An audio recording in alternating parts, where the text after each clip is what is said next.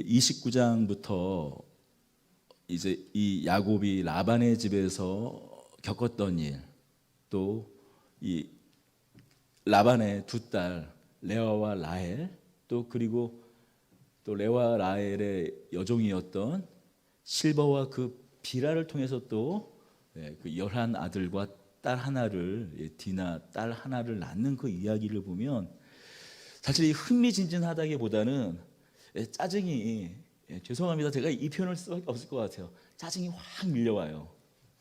제가 이 드라마를 못 봐요. 그래서 뭐 이렇게 그 요즘 나오는 그 드라마들만 꼬고 또 꼬고 있지 않습니까? 바로 그런 장면이 연출되면 바로 채널이 돌아가거든요. 그래서 드라마를 그 안 본 지가 오래됐습니다. 그런데 사실 우리가 그 보는 그 아침 드라마라든지 아니면 그냥 요새 나오는 그런 드라마와는 와 견주어도, 아니 견주어도 손색이 없는 게 아니라 오히려 더한 이 아주 이 막장 드라마 같은 그 인간사가 그대로 드러납니다. 더군다나 이 인간사가, 이 막장 드라마와 같은 인간사가 다름 아닌 우리가 신앙하는 종교, 우리가 믿는 종교인 그 믿음의 그 어떻게 보면 그 기초를 놓았던 족장사에 들어간 이야기예요.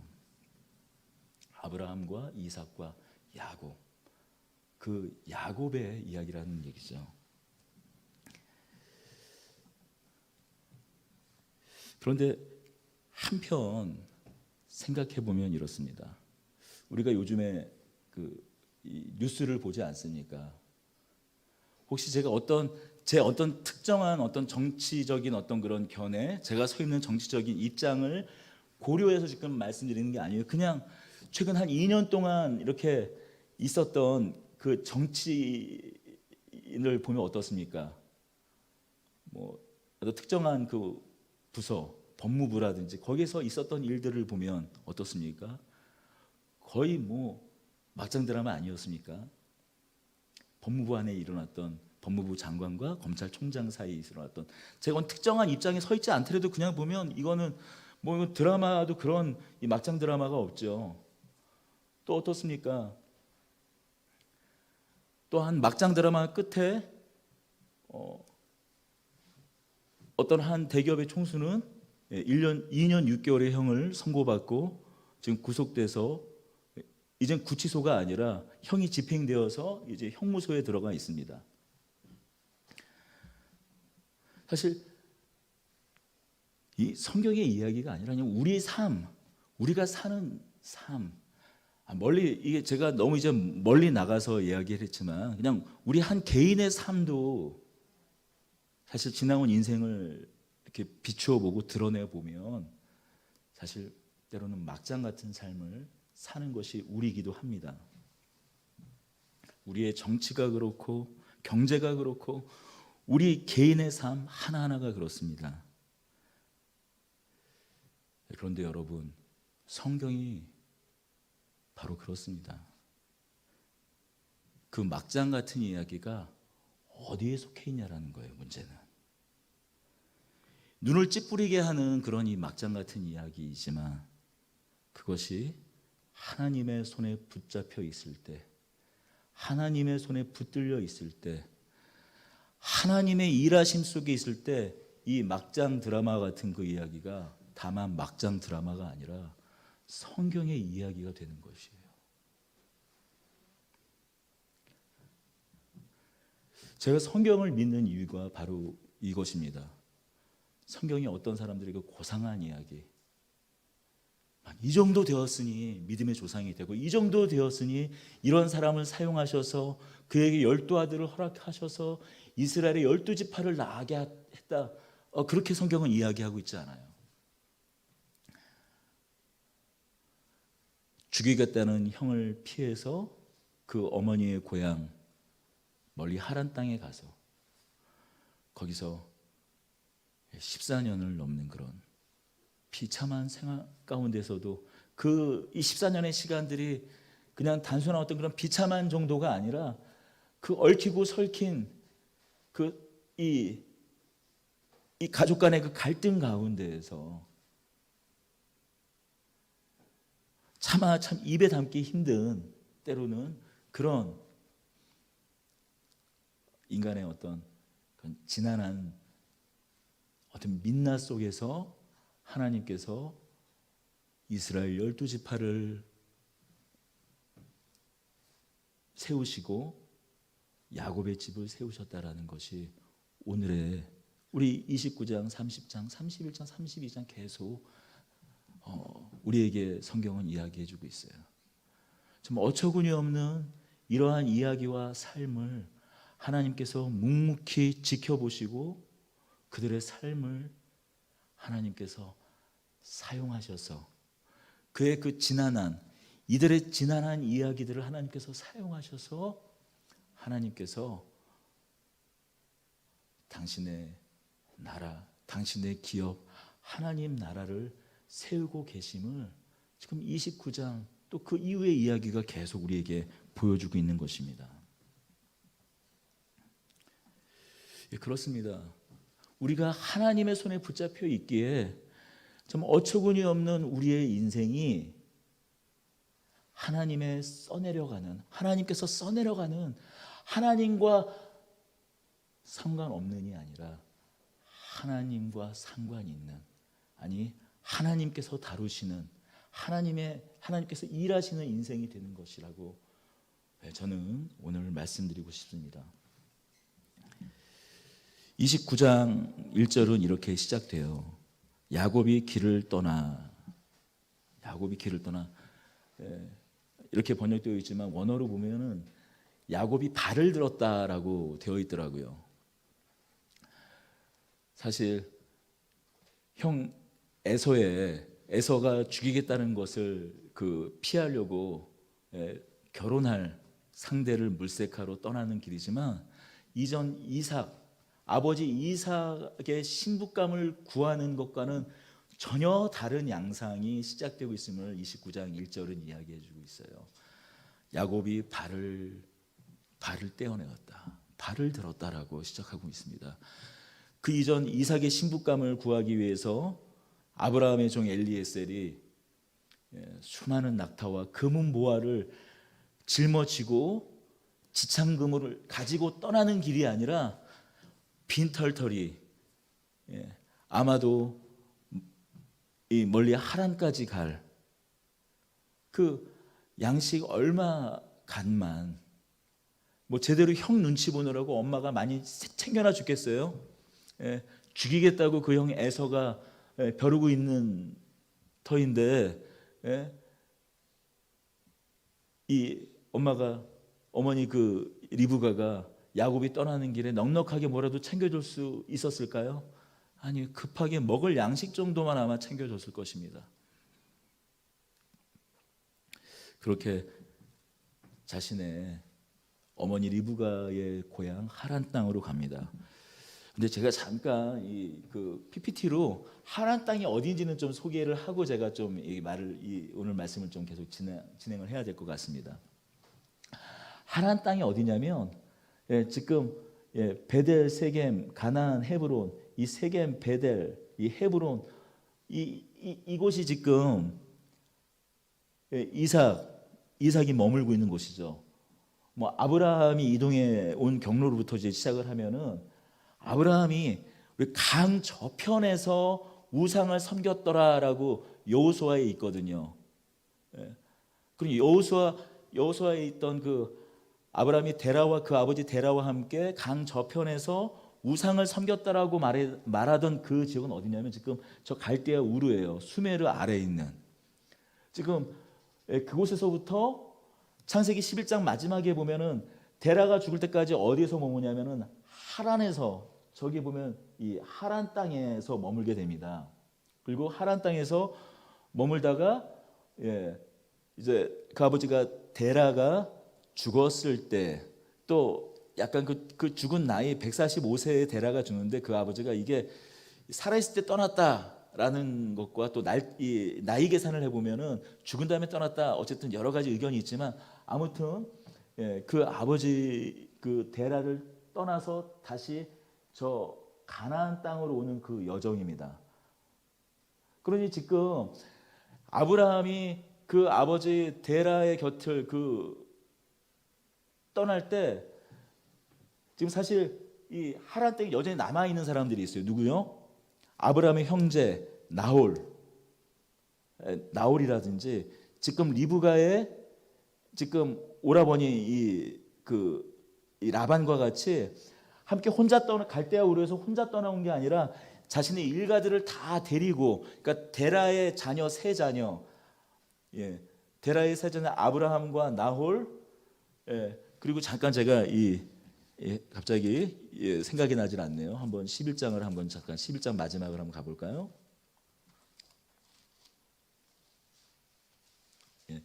31절에 데라가 그 아들 아브라함과 하란의 아들인 그의 손자 룻과 며느리 아브라함의 아내 사레를 데리고 갈대아인의 우르를 떠나 가나안 땅으로 가고자 하더니 하란에 이르러 거기 거류하였으며, 데라와 그의 아들 아브라함과 하란의 아들인 그의 손자와 룻과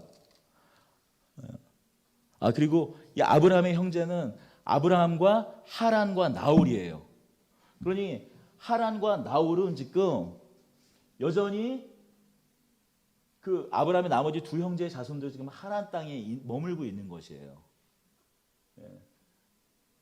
그리고 아브라함과 롯만 이 가나안 땅에 온 것이죠. 그리고 롯은 소돔 땅에 결국 그렇게 소돔 땅으로 떨어지면서 또 갈라서게 되었지만, 지금 이 전체적인 아브라함의 이동 경로를 좀 생각해 보고, 지금 이삭의 신부를 구할 때 아브라함의 종 엘리에셀이 낙타를 이끌고 갔던 곳이 어디냐면 바로 저 하란 땅이었고, 하란 땅에서도 그 안에서도 바다마람이라는 지역이었고, 지금 야곱 역시도 엘리에셀이 그 아버지 이삭의 신부감을 구하러 갔던 그 하란 땅 바다나람, 하란에 있는 바다나람으로 지금 떠나고 있는 것이에요.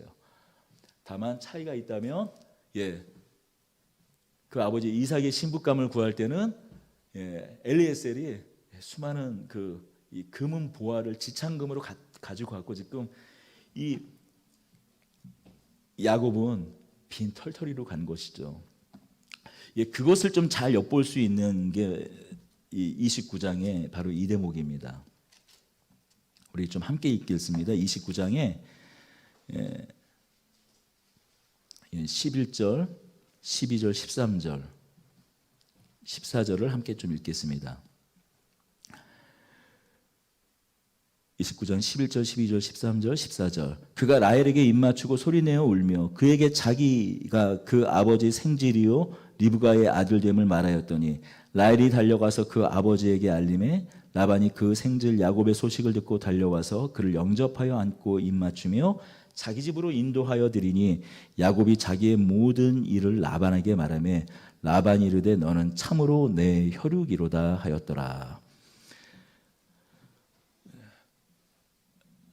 아마 야곱이 정말 힘들게 그 어머니 고향 땅 바담 아람, 하란에 있는 바담 아람 그 땅으로 갔을 것입니다.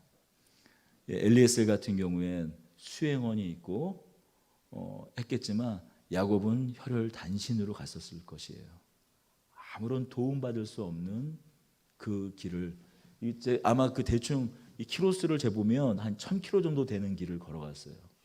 그런데 아시다시피 이 하란, 이 갈대아 우르부터 하란에서 이 가나안 땅까지를 우리가 이 아랍의 비옥한 초생딸 지역이라고 말하잖아요. 레반트 지역이라고 하는데, 여기가 그 상인들의 이동 경로, 상인들의 무역 경로이기도 했었어요.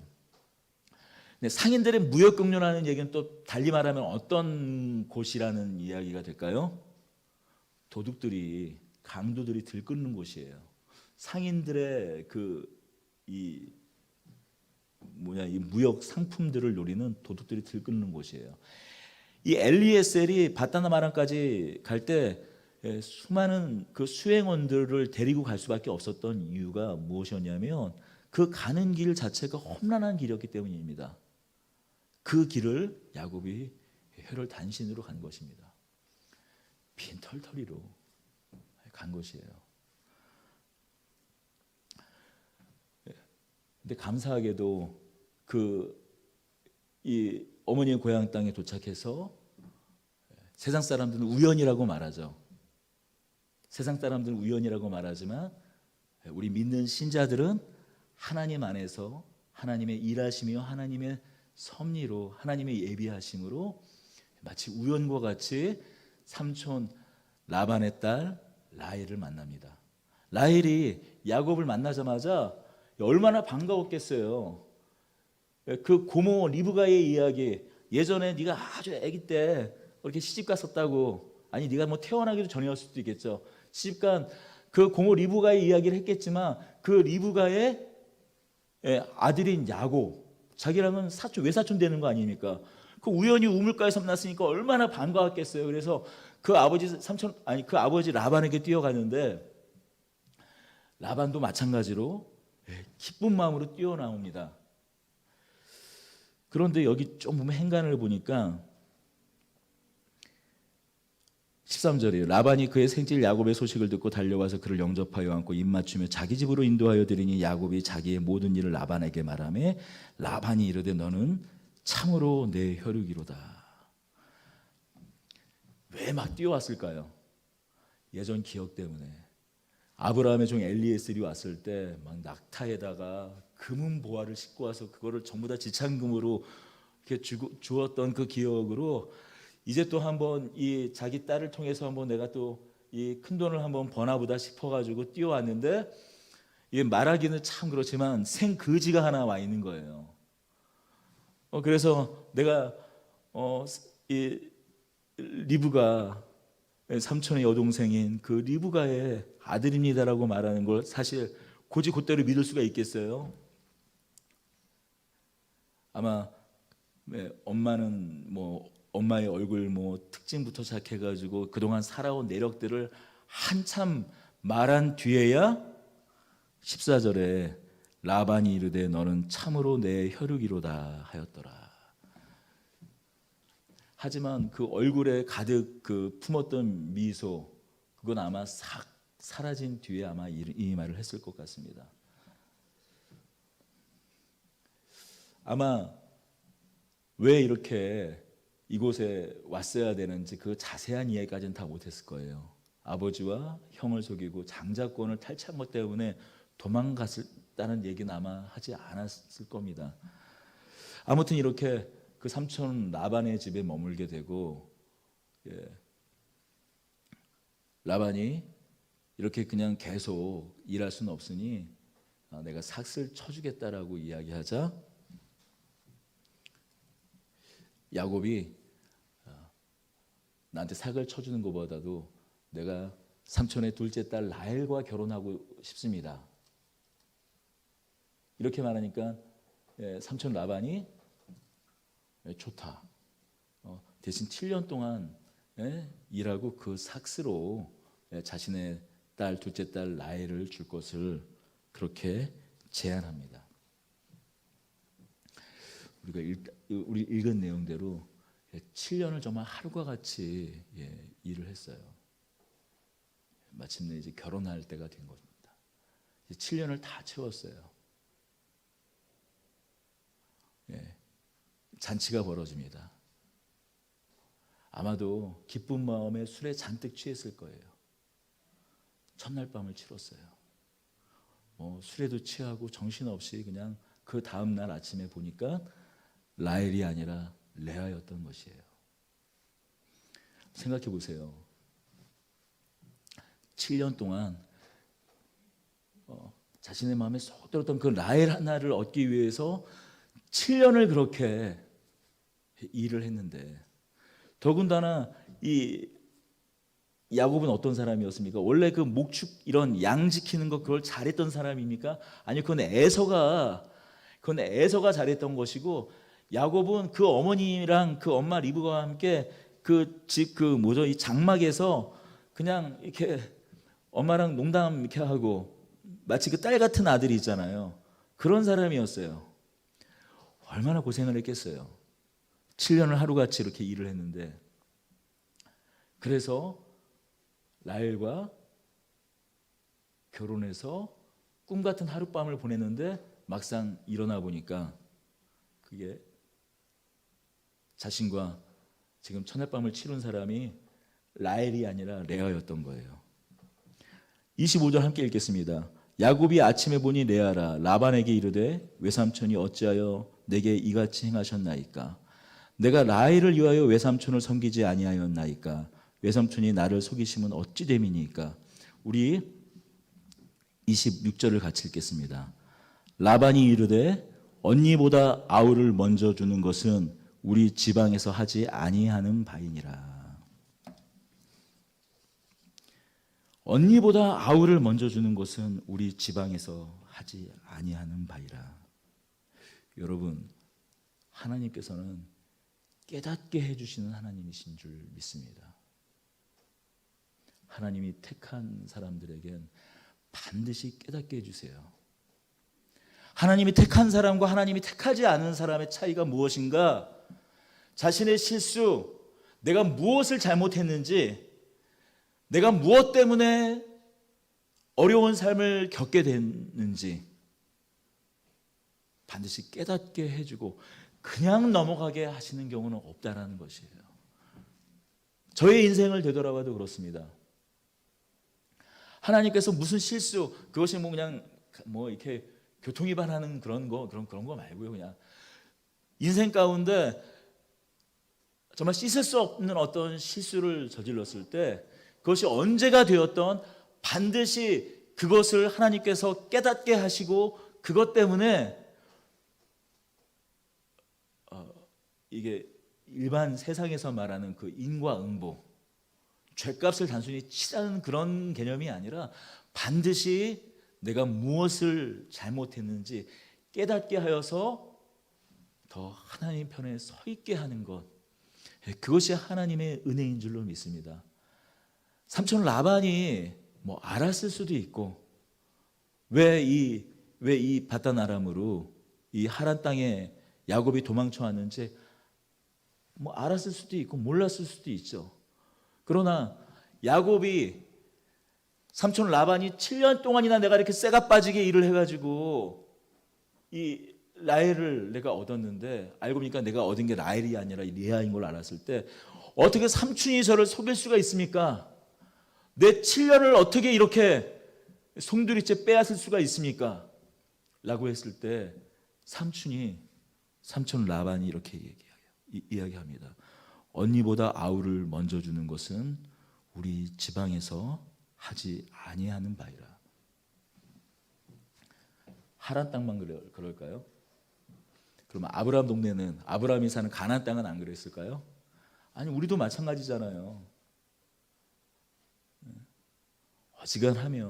어지간히 급한 일 아니면 보통 형제 중에 그 자녀 낳은 순서대로 보통 결혼을 하지 않습니까? 뭐 요즘에는 많이 좀 그런 뭐 그렇게 순서를 따지지는 않지만, 근데 뭐 몇십 년 전만 하더라도 우리나라에서도 거의 뭐 철칙처럼 그 뭐 맞이부터 이렇게 차례대로 보내는 것이 이게 대부분 사람들의 관습과 같이 삼촌이 이 말을 했을 때 무엇을 떠올렸을까요? 야곱은요, 자신이 형을 속이고 장자권을 그렇게 탈취한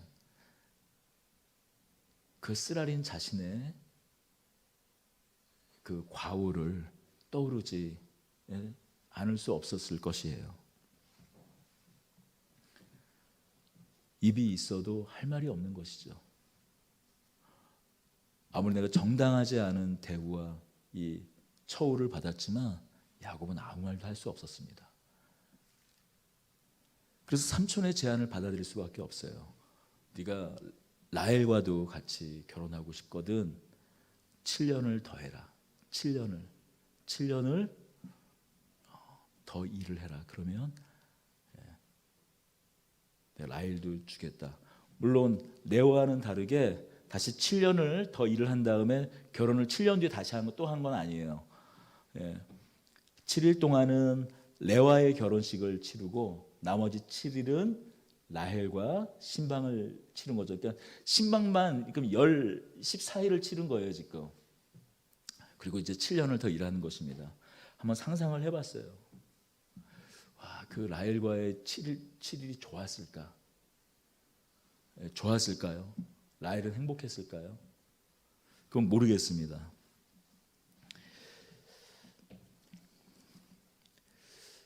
우리 31절 읽어보겠습니다. 여호와께서 레아가 사랑받지 못함을 보시고 그의 태를 여섰으나 라헬은 자녀가 없었더라. 이 여호와께서 레아가 사랑받지 못함을 보시고, 우리 성경에도 레아가 사랑받지 못함을 보시고로 번역이 되어 있고 대부분의 영어 성경에도 이렇게 번역이 되었더라고요. 그런데 히브리어로 된 원리 이 히브리 성경 원어로 된 그 성경을 보면 야곱이 레아를 미워했다. 야곱이 레아를 증오한 것을 보시고라고 되어 있습니다. 생각해보면 전혀 마음이 없었어요. 전혀. 레아를 향한 전혀 마음이 없었어요. 하지만 하나님은 레아를 긍휼히 여기시고 레아를 불쌍히 여기셔서 라헬이 아니라 이 레아의 태는 여시고 오히려 라헬의 태는 닫으셨습니다. 레아가 지금 좀 약간 좀 말씀을 좀 드리는 게 이게 읽으면 제가 봐도 불편한데 오늘 이 청년들이 특히 여자 청년들이 보면은 이게 좀 화가 많이 날 것 같아요. 도대체 이 성경이라는 게 보면은 이 여성의 눈으로 오늘 이렇게 보면은 이게 좀 이게 막 그 한숨과 막 짜증과 막 그런 것들이 밀려오는데 그냥 이 4,000년 전에 당시 문화의 정황 속을 좀 이렇게 감안하고 좀 읽으시기를 바랍니다. 당시 4,000년 정도 그 전에 그 시간 그 전에 여성들은 이런 상황이면 어떻게 생각합니까? 야, 남자가 이제 내 남편이 내가 이제 아들을 낳으면 나를 이제 사랑해 주겠거니. 대부분 그렇잖아요.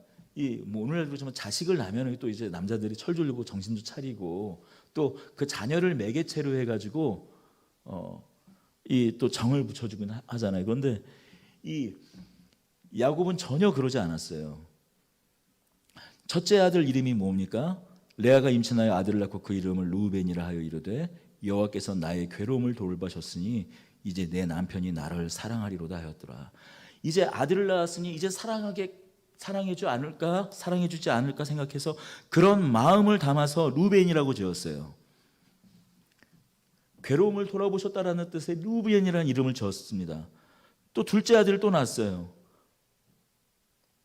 그가 다시 임신하여 아들을 낳고 이르되 여호와께서 내가 사랑받지 못함을 들으셨으므로 내게 아들을 주셨다 하고 그의 이름을 시므온이라.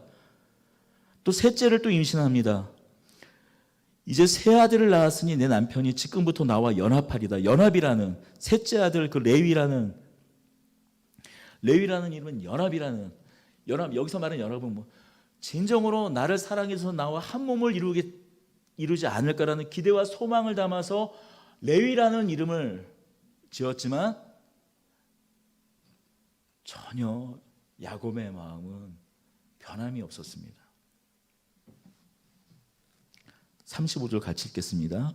그가 또 임신하여 아들을 낳고 이르되 내가 이제는 여호와를 찬송하리로다 하고 이로 말미암아 그의 이름을 유다라 하였고 그의 출산이 멈추었더라.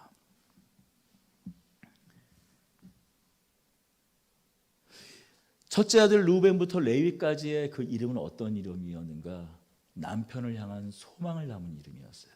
내가 이렇게 이제 아들을 셋이나 낳았으니 이제 나는 정말 사랑해 주겠지. 나를 그냥 그 의무감으로 그냥 결혼을 했다는 그 의무감으로 나를 대하는 것이 아니라 나와 진정으로 나를 정말 사랑하는 아내로 인생의 반려자로 생각해서 나와 연합하겠지라고 생각해서 그 기대를 자신의 기대와 소망을 담아서 이름을 지었지만 네 번째 유다 이 이름은 그가 임신하여 아들을 낳고 이르되 내가 그에게 새 아들을 낳았으니 아니 그가 또 임신하여 아들을 낳고 이르되 내가 이제는 여호와를 찬송하리로다. 레아의 마음이 어떻게 변한 것입니까? 이제 그 남편을 바라보는 것이 아니라 하나님을 바라보는 사람으로 바뀐 것을 성경은 이야기해 줍니다. 지금까지는 남편의 사랑만을 갈구하고 남편의 사랑만을 갈망하던 레아였다면 이 넷째를 난 그때야 비로소 하나님을 바라보는 인생이 된 것이에요.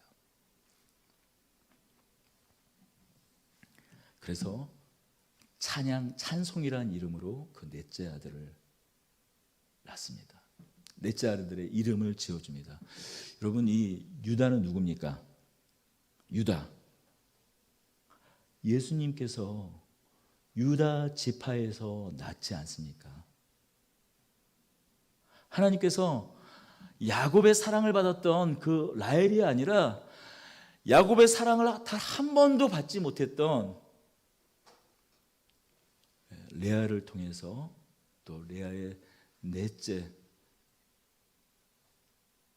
이제 내가 비로소 내 인생 가운데 내가 다만 누군가의 마음에 들려고 내 인생을 허비하는 것이 아니라 누군가의 마음을 뺏으려고 인생을 허비하는 것이 아니라 그것 말고 하나님이 계시는구나.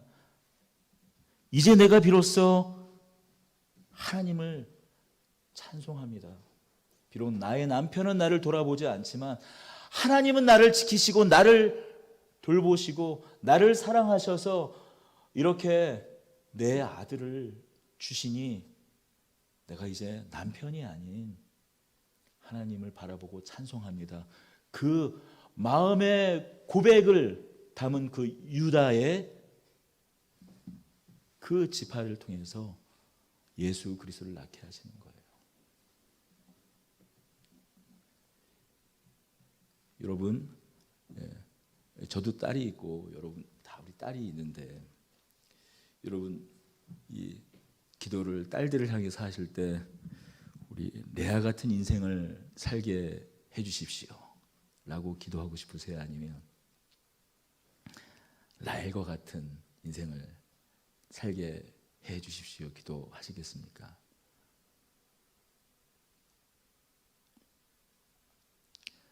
우리 인생 가운데 우리 인생을 다 만족할 수는 없다라는 것이에요. 우리는 알고 있지 않습니까? 이 레아를 통해서 이 레아의 넷째 아들 유다를 통해서 예수 그리스도가 나온다라는 걸 우리는 이미 다 알고 있는 사람들이에요. 얼마나 영광스러워요. 얼마나 영광스럽습니까? 예수 그리스도를 낳는 그 조상의 어미가 된다라는 이 사실 얼마나 영광스러워요. 하지만 쉽게 내 딸이 레아와 같은 사람으로 살게 해주십시오. 그런 기도 쉽게 나오지 않을걸요. 여러분 그게 사실 우리라는 겁니다. 우리 인생이 그렇게 쉽지 않고 우리 인생이 그렇게 간단치 않고 사실 우리 인생이 우리가 생각하는 것처럼 다 만족스럽지 않다라는 것이에요. 하지만 하나님께서 우리의 만족스럽지 않은 인생 가운데 하나님의 은혜를, 하나님의 영원을, 하나님의 생명을 담는다라는 이 사실을 좀 기억했으면 합니다. 이렇게 레아를 통해서 네 아들을 낳습니다. 루벤, 시므온, 레위, 유다. 그리고 이제 라헬이 그 레아가 내 아들을 그냥 연달아 낳는 것을 보면서 막 복장이 뒤집어 속이 뒤집히니까 뭐 자기에서는 안 나으니까 야곱에게 이야기하는 거예요. 나도 내 아들을 낳게 해달라. 야, 그게 내 맘대로 되냐? 처음으로 승질을 낸 것 같아요. 야곱이 버럭하죠. 그게 내 뜻이냐? 하나님께서 안 주시니까 이걸 어쩌라는 말이냐 해가지고 그냥 당시의 풍속대로 자신의 그 몸종인 비라를 야곱에게 줍니다. 그래서 유다 다음에 단과 납달리를 낳아요. 또 그쯤에 다시 또 레아가 또 자녀를 낳습니다.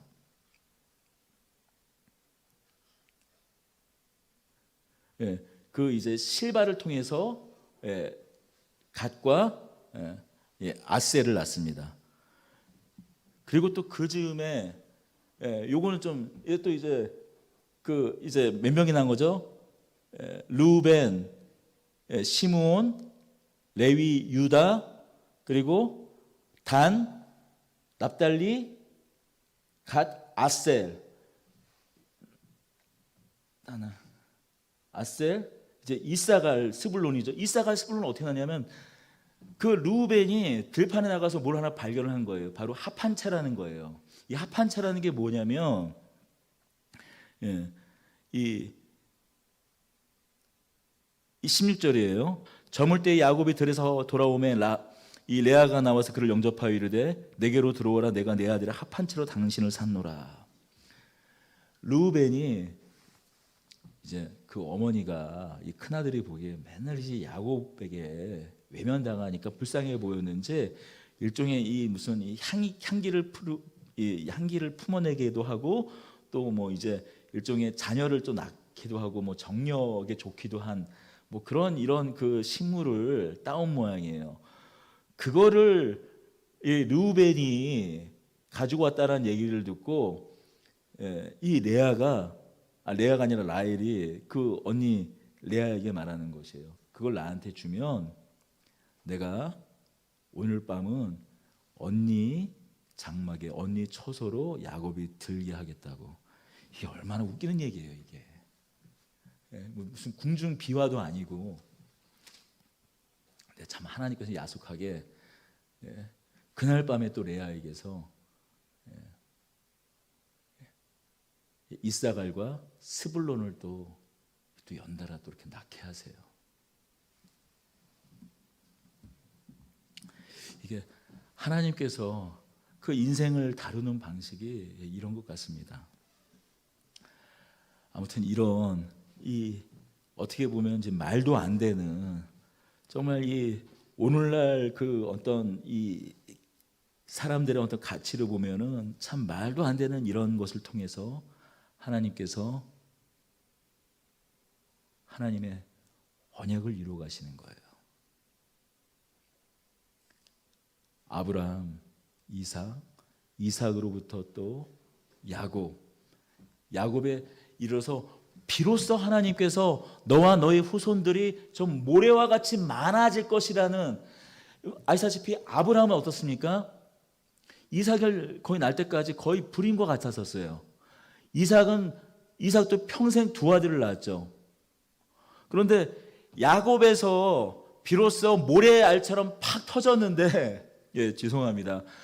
팍 그 말씀이 이제 비로소 이루어졌는데 지금 그 방법들이 어때요? 그 인간의 이런 마치 그 막장 같은 그런 이야기들을 통해서 하나님께서 그것을 사용하셔서 하나님의 그 언약의 후손들을 지금 생산케 하시는 거예요. 이제 14년의 시간이 지나고 라헬과 레아와 라헬의 그 이 값을 이렇게 치른 후에 삼촌 라반에게 말하는 겁니다. 이제 내가 내 집을 세워야 되지 않겠습니까? 제가 14년 동안 열심히 일을 해서 삼촌이 복을 받지 않았습니까? 그것도 삼촌도 인정을 해요. 29절과 30절입니다.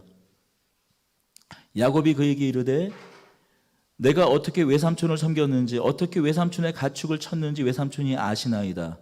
내가 오기 전에는 외삼촌의 소유가 적더니 번성하여 때를 이루었으니 내 발이 이르는 곳마다 여호와께서 삼촌에게 복을 주셨나이다.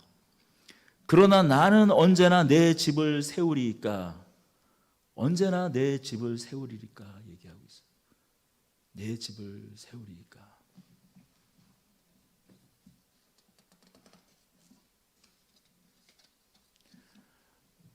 그동안은 제가 삼촌과 약속을 지키기 위해서 14년 동안 내 신부의 값을 치렀습니다. 근데 그 사이에 참 하나님께서 야곱에게 은혜를 베풀어 주셔서 라반이 큰 축복을 야곱으로 말미암아 축복을 받았던 것 같아요. 저는 바라기는 여러분들이 직접 사업을 하게 되던 아니면 어딘가 누군가의 어떤 직원으로서 일을 하게 되던 여러분으로 말미암아 여러분이 계시고 여러분이 일하는 곳이 축복을 받기를 원합니다. 여러분으로 말미암아 부흥케 되기를 원해요. 또 성경은 이 야곱뿐만이 아니라 요셉의 집도 요셉으로 말미암아 그 집이 보디발의 집이 더 풍요로워졌다고 더 부흥케 되었다고 성경은 이야기합니다. 저는 축복합니다. 여러분들로 말미암아 여러분의 직장이 여러분의 일터가 복을 받는 일이 생기길 바랍니다. 30절입니다. 내가 오기 전에는 외삼촌의 소유가 적더니 번성하여 때를 이루었으니 내 발이 이르러 곳마다 여호와께서 외삼촌에게 복을 주셨나이다. 그러나 나는 언제 내 집을 짓겠습니까? 그동안은 사실 내 자녀들은 많이 낳지만 나한테 아무것도 가진 게 없는 거예요. 야곱에게 아무것도 있는 것이 없는 거예요. 그때 야곱이 제안을 합니다. 우리가 너무나 잘 알고 있는 제안이에요. 제가 한 가지 제안을 이제부터 제가 제 몫을 정하는데 이렇게 하면 어떻겠습니까? 양이나 염소 중에 점이 있는 것이나 검은 거나 아롱진 것이 태어나거든 그것을 내 것으로 하고 깨끗한 하얀 거는 삼촌 라반이 취하십시오. 그러니까 예를 들어서 뭐 지금부터 이제 제가 키우는 것에 뭐 이제 새끼가 날 거 아니에요. 그 중에서 뭐 10분의 1, 100분의 1 그것으로 하는 것이 아니라 점박이 아롱진 것 아니면 검은 걸 달라고 지금 요청을 하고 있어요. 그러니까 왜 이런 요청을 했을까 생각해 보니까 야곱이 온 이후로 아마 라반이 어마어마 거부가 되지 않았을까. 그러니까 10분의 1로도 만족을 못하고 100분의 1로도 삼촌이 만족을 못하니까 아마 이런 제안을 했을 것 같아요. 이 양 보면 뭐 지중해 임금 지방에 있는 양이라든지 뭐 호주에 있는 양이든 뉴질랜드 양 키우는 데들 보면은 혹시 검은 양 보셨어요? 거의 검은 양은 못 본 거. 검정 염소는 본 것 같은데 검은 양은 못 본 것 같아요. 그러면은 점박이 혹시 양 보신 적 있어요? 알록달록. 뭐 달마시안 그 개 있잖아요. 점박이 있는 것처럼 못 본 것 같아요. 거의 염소 같은 경우에는 이런 건 있죠. 아예 검으면 검고 뭐 하야면 하얀 건 있어도 양 같은 경우에는 아예 그냥 하얗잖아요. 정말 돌연변이처럼 가끔씩 얼룩진 거나 아롱진 것이 있지만 이 점박이 양은 드물죠. 그러니 이 제안을 솔깃한 것 같습니다. 그런데 이 37절이 문제예요. 야곱이 버드나무와 살구나무와 신풍나무와 푸른 가지를 가져다가 그것들을 껍질을 벗겨 흰무늬를 내고 뭐냐면 야곱이 이 제안을 한 게 마치 이 방법 때문에 마치 37절 야곱이 버드나무와 살구나무와 신풍나무의 푸른 가지를 내다가 껍질을 벗기면 어떻게 되겠어요? 이 가지가 알록달록할 것 아닙니까? 그러니까 이 알록달록한 것을 보고 양이 그것을 보고 임신을 했기 때문에 양이 얼룩이 된 게 나았다. 그러니까 어떻게 많이들 해석하고 이야기를 하냐면은 야곱이 끝내 자신의 습성, 자신의 그 이 속이 있는 거, 이 사기치는 습성을 버리지 않았다라고 부정적으로만 얘기를 해요. 그러니까 근데 여러분 이건 뭐 과학도 아니고 그래서 어떤 경우는 또 이렇게도 해석을 합니다. 마치 우리나라 이 한약재처럼 이 버드나무, 살구나무, 신풍나무 이 가지를 이렇게 뭐 이 냄새를 맡거나 그러면 아마도 이 유전자에 영향을 미쳐가지고 이런 돌연변이가 날 수 있다. 그러면 이 방법을 통해 가지고 오늘날 동일하게 이런 일들이 일어나야 되잖아요.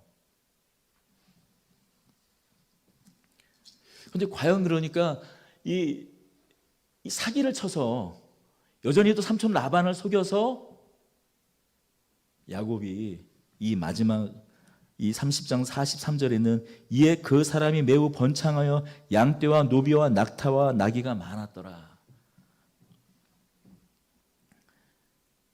이제 낳는 양들마다 건강한 것들은 더군다나 여기 보면 이 34절에 어떻게 되어 있습니까? 라반이 이르되 내 말대로 하리라 하고 그날에 그와 수렴서 얼룩무늬 있는 것과 점박이 있는 것을 가리고 암염소 중에 흰 바탕과 아롱진 것과 점 있는 것을 가리고 양 중에 검은 것들은 가려 자기 아들을 쏠아놓고 혹시라도 아롱진 것 점박이가 한두 개 있으면은 그런 것들 혹시라도 이게 잘못 섞이지 않게 아예 하얀 것들 깨끗한 것만 다 골라가지고 지금 야곱한테 맡기고 아롱진 것 검은 건 전부 다 자신의 아들들한테 맡겼다고.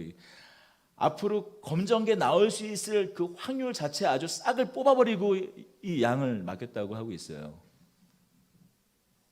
그런데 가지나무 껍질 몇 개 벗겼다고 양이 검정 양이 나오고 얼룩 양이 나오고 그랬을까요?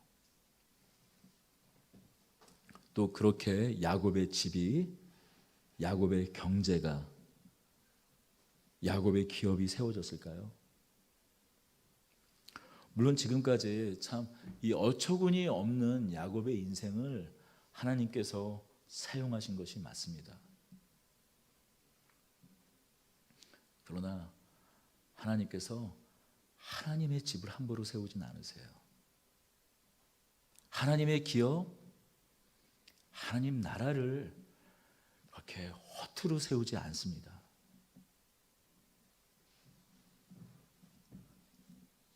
야곱은 믿음으로 한 것입니다.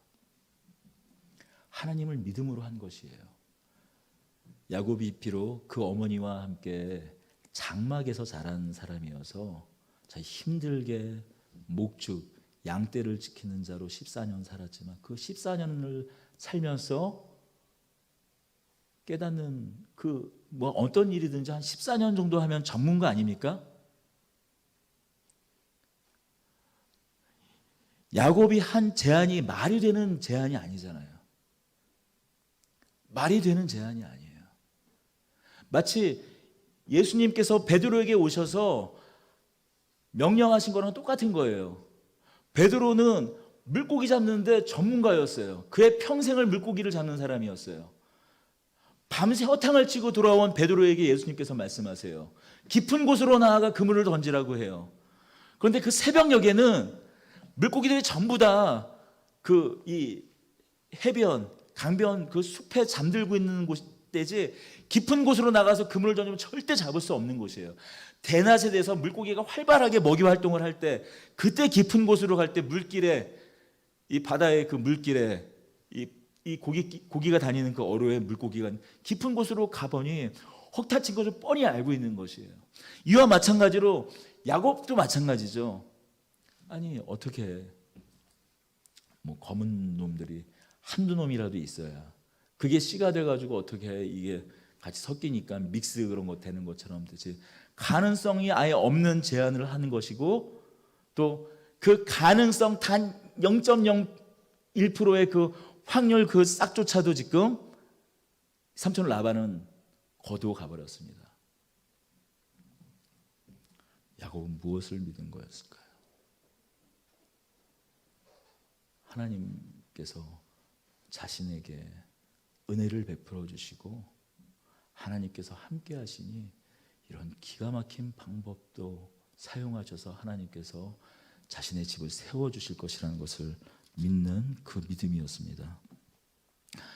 그것을 이게 단순히 야곱이 사기를 쳐가지고 어떤 신비로운 방법을 동원해서 약초의 효과가 아니라 하나님께서 하실 일을 믿음으로 받고 한 것이라는 이 사실이 이 말씀으로 증명되는 것이 31장 9절, 10절, 11절이에요. 함께 읽겠습니다. 하나님이 이같이 그대들의 아버지의 가축을 빼앗아 내게 주셨느니라. 그 양떼가 새끼 뵐 때에 내가 꿈을 들어보니 양떼를 탄 수량은 다 얼룩무늬 있는 것과 점이 있는 것과 아롱진 것이었더라. 꿈에 하나님의 사자가 내게 말씀하시기를 야곱아 하기로 내가 대답하기를 여기 있나이다 하시매 이르시되 내 눈을 들어보라. 양떼를 탄 수량은 다 얼룩무늬 있는 것 점 있는 것 아롱진 것이니라. 라반이 내게 행한 모든 것을 내가 보았노라. 이게 무슨 말씀입니까? 야곱이 삼촌 라반 집을 떠나서 계속 있다가는 이제 평생 여기서 이렇게 종노릇만 하고 살 것 같으니까 자신의 아내들을 다 불러서 설득합니다. 내가 당신들의 아버지 삼촌의 장인 그 라반의 순종하고 따라가지만 더 이상 여기 있어서는 안 될 것 같다 설득하면서 지금 내가 삭수로 얻은 것이 내가 그 14년이 다 찬 그 즈음에 하나님께서 야곱에게 보여주신 그 꿈 이야기를 하는 것이에요. 그 꿈 속에서 14년이 다 찼을 때쯤에 꿈을 꿨는데 흰 양떼 위에 수량이 타올랐는데 그게 다 아롱진 것이었다라고 얘기하는 거예요. 비록 현실에서는 하얀 것들끼리 섞여 있는 것 같지만 하나님의 손에 붙들려서 검정씨를 아롱진 것, 얼룩진 것, 그 씨가 그 흰 양들의 속에 들어가는 것을 야곱은 꿈으로 보았던 것이에요. 하나님의 사자가 그렇게 이루실 것을 보았던 것이에요. 그런데 이 사실은 어떻습니까? 아무리 꿈으로 보았다 치소하더라도 믿을 수 있는 일이에요. 현실적인 일입니까 이게? 14년 동안 야곱이 진짜 이 수만 마리 어쩌면 수십만 마리 양을 키웠을 텐데 양떼를 불렸는데 이게 말이나 되는 것이에요. 나뭇가지 몇 개 꺾어 놓고 이 물통 위에 물 구유 앞에 딱 세워 놓으면 그거 이렇게 가만히 보면 흰놈들끼리 이렇게 해도 이 검정 거 뭐 얼룩진 게 나오는 게 말이나 되는 거냐고요. 야곱은 하나님께서 주신 그 꿈을 붙들고 버드나무 가지, 신풍나무 가지, 그건 그냥 상징적인 행위였겠죠. 자신의 그 믿음을 강화하기 위한 어떤 행위였는지 몰라도 그것이 효과를 낸 것이 아니라 하나님께서 하시기로 한 그 사실을 붙잡고 믿어 야곱의 집이 세워진 줄로 믿습니다. 여러분, 이것이 하나님께서 집을 세우시는 방법입니다. 하나님께서 하나님의 집을 세우시는 방법이에요. 유튜브를 한번 보세요. 나온 유튜브에 있는 것 중에 또 상당수가 자기 개발이더라고요. 상대방의 마음을 읽는 것. 요즘엔 좀 한물 들어갔지만 MBTI 또 한참 유행했었죠. MBTI로 그걸 상대방의 마음을 읽고 성공하는 방법.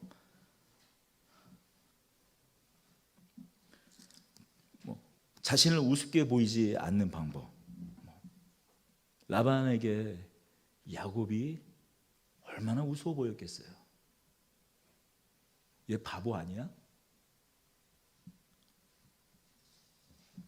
그러나 손해보는 거기에 하나님께서 역사하십니다. 사실 손해보는 게 쉽지가 않은 것 같아요. 사실 우리가 살아가는 모습에 보면 단 이론 하나, 자신의 이익, 자신의 이해에 걸림돌이 되면 그것 가지고 멱살을 잡고 멱살을 흔들고 싸우는 모습을 봅니다. 그러나 저는 이렇게 이야기하고 싶어요. 특별히 청년들에게 이야기하고 싶습니다. 좀 이런 경험들을 청년들이 좀 많이 했으면 좋겠어요. 내가 기꺼이 손해봤는데 내가 여기 진짜 이렇게 하면, 내가 이렇게 양보하면, 이렇게 손해보면 정말 답이 뻔히 나오는데 그럼에도 불구하고 내가 손해보았더니, 양보했더니 아니 어떻게 이거 답이 뻔히 나오는데 이런 결과가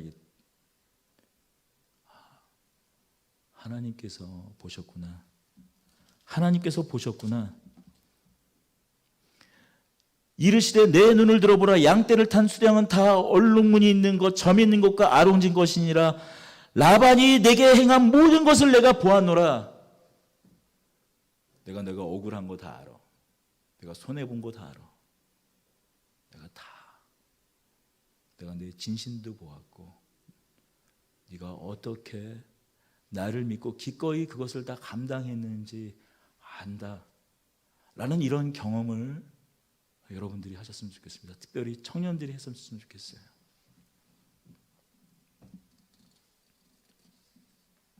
누구나 라헬과 같은 사랑을 받고 싶지 레아와 같은 처지가 되기를, 우리 레아를 통해서 유다가 나오는 것을, 예수님의 조상, 예수님의 그 지파의 조상이, 예수님이 속해 있던 그 지파의 조상인 유다를 레아가 난 것을 뻔히 알면서도 레아가 되고 싶지 않습니다.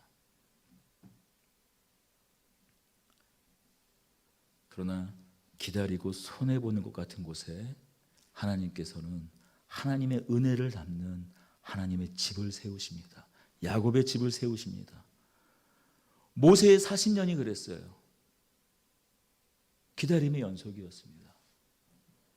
여호수아도 2인자로 그 모세의 그늘에 머문 시간이었습니다.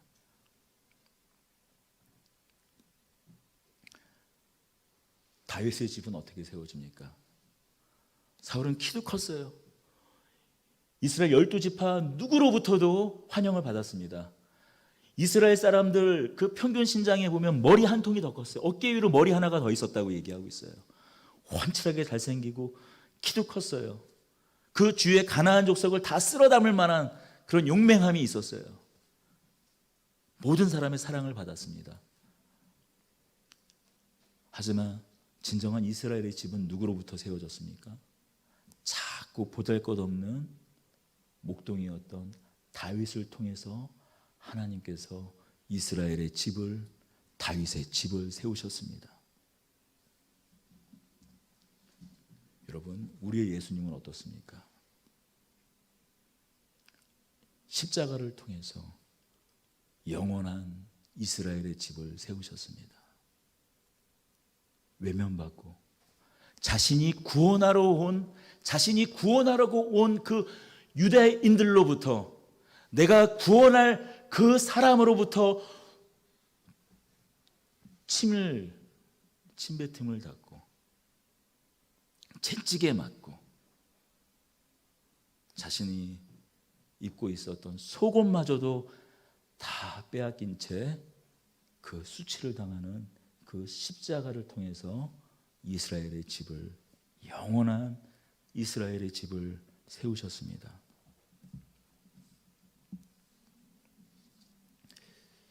신자들에게도 제일 힘든 것이 기다리는 것입니다. 왜냐하면 하나님을 믿기 때문에 기다리는 거예요. 하나님을 믿기 때문에 참는 거예요. 그렇지 않습니까? 그런데 우리가 원하는 것보다 항상 하나님은 때로 한 박자가 더 어긋나는 것 같이 일을 하세요.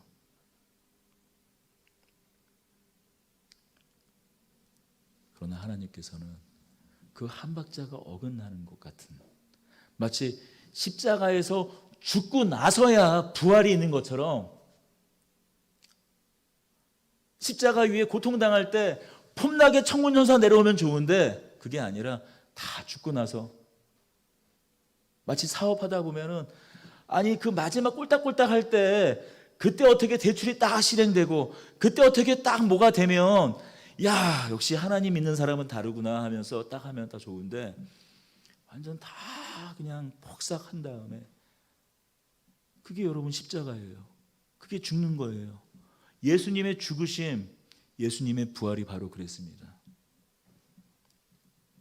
여러분, 이것이 하나님께서 하나님의 집을, 야곱의 집을, 이스라엘의 집을 세우시는 방법입니다. 적어도 성경은 그렇게 이야기하고 있어요. 그러나 분명 그것이 손해가 아님을, 하나님 안에 붙들려 있는, 하나님의 붙잡힌 삶의 최고의 영광인 것을 성경은 또 함께 이야기하고 있습니다. 여러분, 이 은혜, 이 하나님의 붙드심 안에 우리가 우리 인생을 내어 맡기고 하나님을 바라보고 때로 숨이 컥컥 막히는 그때에도 그때마다 한번 크게 한번 다시 숨쉬며 심호흡하고 기도하고 하나님을 바라보는 저와 여러분들이 되기를 소망합니다. 기도하겠습니다. 주님, 야곱의 집을 세우셨듯이, 이스라엘을 세우셨듯이 우리를 통하여서 하나님의 뜻하신 집을 세워주시옵소서. 우리의 인생을 세워주시고 또한 우리 인생들이 하나하나 모여 주께서 부른 자들이 세운 주의 은혜 가운데 또 주의 몸으로 세워가고 있는 또 이 더드림 교회를 주께서 세워가 주시고 또 그 가정을 세워가 주시고 그의 일탈을 붙잡아 주시고 학업과 그의 모든 것들을 주님께서 붙잡아 인도하여 주시옵소서. 우리 주 예수 그리스도의 이름으로 기도드리옵나이다. 이제는 하나님 아버지의 극진하신 사랑과 우리 주 그리스도의 한없는 은혜와 성령님의 내주 교통 역사하심이 기다리고 지쳐 쓰러질 때에도 주님을 붙잡고 바라보는 더드림 교회의 온 성도들 위해 영원토록 함께 계실지어다.